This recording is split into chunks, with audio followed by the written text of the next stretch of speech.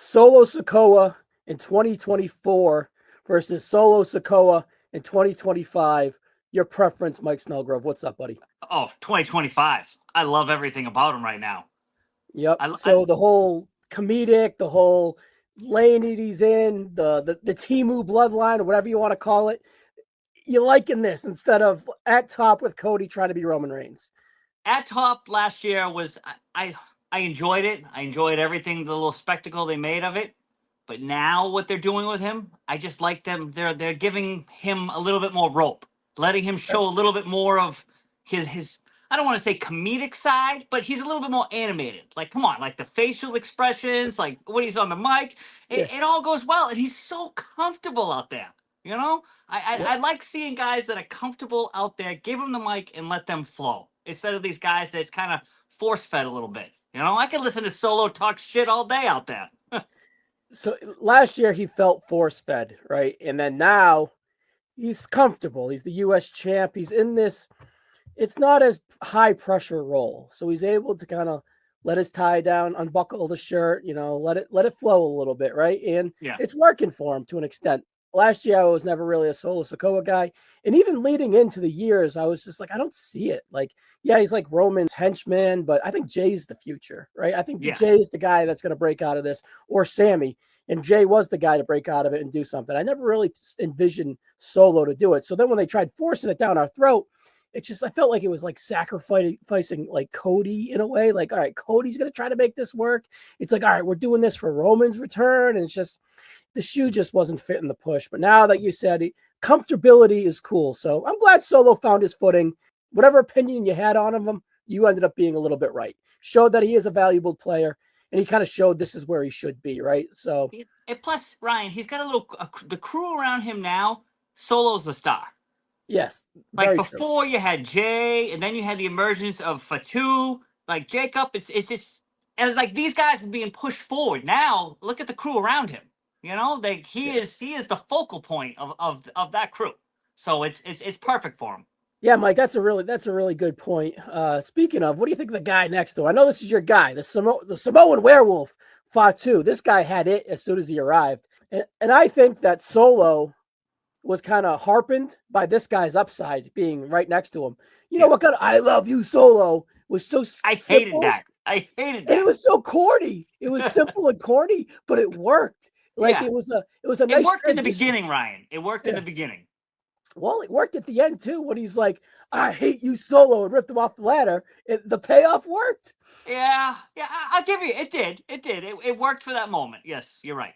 So even if you didn't like it, you still liked the guy, right? Oh yeah. So, I've been in Fatu's corner since that guy showed up. I was like, this guy's got it. Like a guy that big, moving around the ring like that, just his little mannerisms and everything. I'm like, whew, he's going to be the next big thing. Well, what do you believe of the reports of, believe what you want with him, but the reports, Rhea Ripley, Jacob Fatu, and Braun Breaker are the focus next three people to be the head of the company. What do you think? Are the right three? Too big for Fatu's bridges? What do you think? I need more time with Fatu on the mic. I don't believe that you can put guys in the spotlight that struggle with the microphone. I think Rhea struggles with the microphone. I think Braun's getting there. I think Braun will be all right. And I haven't seen enough of Fatu with the microphone in his face yet.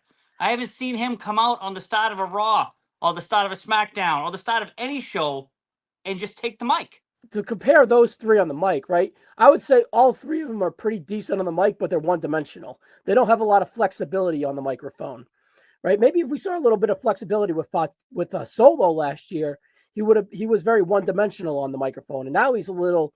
He's not. They can risk him showing a little ass, right? Last year he couldn't show the ass. Now he can show the ass. Fatu, Breaker, Rhea, especially Rhea, she's very one-dimensional on the microphone. Fatu, he's got some dog in him. He got some gangster to him. You know what I mean? But like, how long until that wears off with everybody? It's endearing, though. What I was going to say is, though, it's endearing to all demographics, in my opinion, right? That, that dog, he speaks like me, you know what I mean? He's cool. That younger kid, oh, he looks cool. That, that nerdy kid, oh, I wouldn't want to fuck with him, right? his one laneness kind of is outreaching, in my opinion. Breaker is he's just a catchphrase. He reminds me a little bit of Roman Reigns back in 2015, like a little dead in the eyes when he speaks a little bit, right? But when he gets to that gear, he shows what he can be. And then Rhea, she's like good when she's emotional, but emotional in control. When she's emotional, not in control, she suffers, if that makes sense. Like, I don't know. What was her emotions don't vary. A couple weeks ago, she had the opening spotlight on Raw. What was it, a month ago when she came out there and she called it Monday Night Mommy or whatever the hell it is?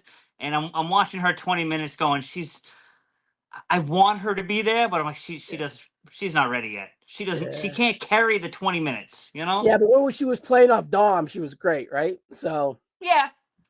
It's kind of like they gotta massage it out. They gotta find out who they are. But I know Fatu is a badass motherfucker, and he'll probably be all right in the long run. I'm not sure if he'll make it to that tippy top. I don't really see either. Maybe Breaker. Breaker probably has the biggest ceiling, and Rhea's unique because she's a female. Like, so who's the biggest female in the last 20 years? Becky, I guess, right? So can she get to that? Becky was like the face of the company for 6 months to a year. Can Rhea do that? Yeah, sure, but if they want to go with her, I'm not sure, right? So I just think with Rhea, they really need to set it up perfect for her to really showcase. Yeah, and they have the roster. I mean? Like, it needs to be perfectly set for her and scripted for her to. She can't free flow. Yeah, she's. I think she struggles when she's vulnerable, right? Because she's so menacing. So when they try to have her come across as vulnerable, I don't know. But when disingenuous. When Fatu's vulnerable, he still has that like coolness and dog to him, right? Because like, did you see the SmackDown angle with the police and everything? Awesome. Unique way to kind of interject some emotion and the way he came out at the end. Yeah, an interest into this feud. I liked it. I was like, what is this? And then they got like the fake blood on Tonga. I'm like, oh, that looks fake. But then in retrospect, it was supposed to be fake, right? Yeah. So it was fun. Like, I'm glad it wasn't like a through line throughout like the series of a few episodes. It was just a through line for the first hour into the second hour, right? So that worked for me. It was smart. And then you probably know this. Last year, my buddy pulled over Sikoa and did the whole ticket thing. I sent him a picture of Solo getting arrested, and then he was just like, "It's about time." But then he with the laughing emoji or whatever, right? So, yeah. All right. Well, what do you think of the cage match here, Mike? The cage. Do you think it's needed? Do you think it's a little bit too like these guys don't deserve it? What do you think? What I like about this cage match, and I don't know what to expect. Okay. You know what I mean? Like, I don't know what this is. Truly one of the matches. I think when you go down the slate, we can formulate opinions of what's going to happen, and we got a good shot of being right. Like with this cage match, I don't know what's going to happen. Is it just going to be them two beating the crap out of each other? Are you going to see his family tree come down? Are you going to see some Jimmy? Like, how is this all going to work? And I truly don't know what they're going to do with this match. Yeah, that's the cage. You would think is to keep everybody out, and that's how Adam Pearce presented it. Or was it Aldis? Anyways, I think it was Pearce actually. They were both the same. Aldis was off. Was he? Okay, so I think that's what it was. Pearce presented it as a cage match to keep the whole family tree and all the riffraff out of it, and you guys can settle this in the ring. And he kind of played into the behind bars with the arrest and everything, right? So it was like double cute. But I look at it as a unique way to kind of have an escape, because within these rules, you can win by pinfall, submission, or escape. Yeah. You can escape the cage climbing over. You can escape the cage going through the door, or you can escape the cage like how Umaga lost. Umaga is the uncle of both these guys, right? Are you familiar with Umaga? Nope. Fill me in. Okay, so he's a part of the family tree. He wrestled Bobby Lashley 2006, 2007 for the ECW title or the Intercontinental title or something like that. And what happened was Lashley threw Umaga into the cage, and the cage exploded, fell to the ring. It fell in the apron, and Umaga rolled to the floor, and that's how he won the match. And that's how Lashley lost the match. So I was just like, when I saw this, and I saw both the cousins. I'm like, these motherfuckers are going to call back here. And I think that Fatu is going to throw Solo through the cage, and Solo is your winner. And I think it's going to be a nice little cute callback. But that's very me. That's me very deep in the weeds, because the reason I bring that up is not to predict it, to be like, I don't think that this is defining. In the past, a cage match is a way to define a feud, to settle it, to keep all the riffraff out. No bullshit, no excuses. It's in the cage. You're going to win or you're going to escape, right? I look at it differently here. I think it is a way for the match to continue the feud, because there will be no pinfall. I agree. And I don't think anything will be settled. I think this is going to roll right into Survivor Series like we saw last year. War Games. Okay, that'd be... Because you got the families, and you see it. You already see Jacob with Jimmy. You know it's only a matter of time before the rest of the family gets involved. And this is going to be, I could see it. I don't know if I'm ready for another Bloodline versus Bloodline War Games. I don't know about that one. Give it to me. Give it to me. You got Tama coming back. You know, it's going to be great. Or maybe I love this. I've loved this. I know a lot of people have this Bloodline fatigue. I thought it was awesome. I thought the Bloodline was one of these things that I kept seeing that got me back into wrestling a year and a half ago. Yep. So I'm good with it. Especially if you want to go the way it is now, where it's not with Solo being natural, and then you get Fatu. Is he going to lead Jimmy? Is Jay going to come in? Is Roman going to find a place? Is this going to go even further with Seth Rollins' crew? Because you already saw little bits and pieces of that. Yeah, they're like walking past each other and stuff, right? Like this is a big angle that this can continue. So, all right, well, I like these factions. Mid-July, I don't want to see it. We'll see if they get me to want to see it come November. So I can still see something with this where Fatu's beating the crap out of Solo, and Solo wins because he just wants to escape. Yeah. Oh, here's the thing: if Solo wins, he's escaping. There's no chance. If Fatu wins, he's pinning him, and he's going to do like a moonsault off the cage, right? We already saw that he broke both of his ankles. Not Fatu, right? No, not Fatu. It was no, it was Breaker. So you're right. Yeah, right. I'm not Breaker. Bronson Reed. Right. Yeah, Bronson Reed, and then Jimmy broke a toe or something like that. And then what's his name? Tongaloa got screwed up too with that match. Yeah. See, they better not have another one. I don't know if they all can survive.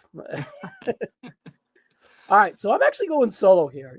At the Saudi show, what was it, Night of Champions, I felt that they had a pretty decent match. And I liked that Solo was presented on a Saturday night's main event against Jimmy to get a decisive win.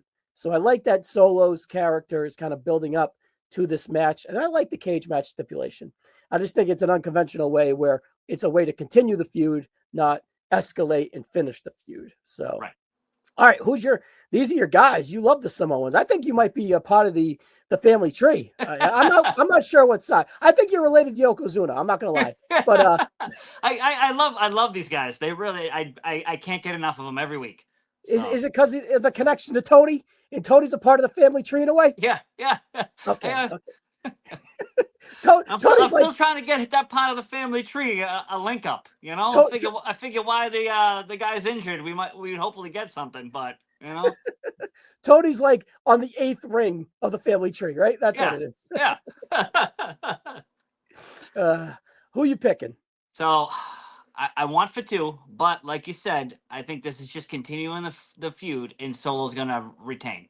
Yeah. All right. I wouldn't be mad at that. I think I would like to see Solo get a little more juice. What can he do? Can he start? He's sparking my interest after being dead on his arrival. Interest rise for me for 2-3 years now.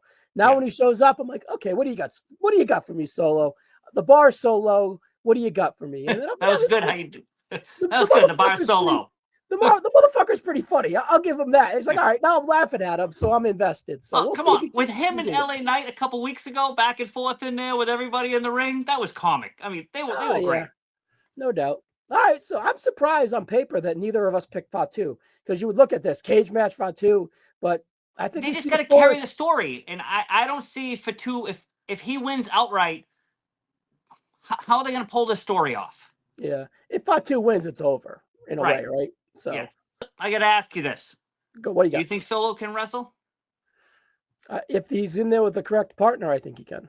Okay. All right. Yeah, I think if they want Solo to go out there with Jimmy John and carry him, I don't think it's going to be compelling enough. I think Fatu could. I think Solo is a bridesmaid. You know, he's a good he's good to have on the team. I think he can hang. Let's put it this way. I don't think he's going out there to deliver by himself, right? Fatu kind of can all day, every day. Yeah, I mean, you don't think he carried the match against Jimmy the other day? Or was it all the antics that carried it? No, all the antics. It was more about the antics than the I can't argue with that. I just wanted to see what you had to say. Listen, I'm coming around the corner on him. But the bar was so low, I kind of have to. You know what I mean? That's right. I can't wait to see what happens in this match. More or less to see how you feel about Solo coming out of SummerSlam. Well, I'm going to be there live, so hopefully I'll be putting my ones up when Jacob comes out. I know. My son is wanted me to ask you, could you please make a sign so that he can find you? Well, I'm probably going to buy nosebleed seats, so probably not. Because he's going to watch it over with a fine-tooth comb to try to see you and the boys up there.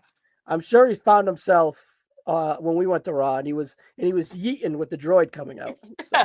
He did over and over. I had to take him to school to show all his friends. That's awesome. Even though you're kind of like over here doing this, and he's down here doing this. Get out of my way! Get out of my way! I'm gonna yeet while you get out of here, kid. The wife was like, "Wasn't Ryan there with you?" I go, "Yeah, I just completely eclipsed him." Yeah. Oh, I'm in the. I don't want to be on anything. I'm like. All right, Mike. He's probably on podcast. I'll put it in the descriptions. Give him a follow, guys. Please do. Later, guys. But all of you people out there still don't believe that you can be bought. But as time goes on, I'm going to prove it to you. I'm also going to prove to you that I am the most talented, the most gifted athlete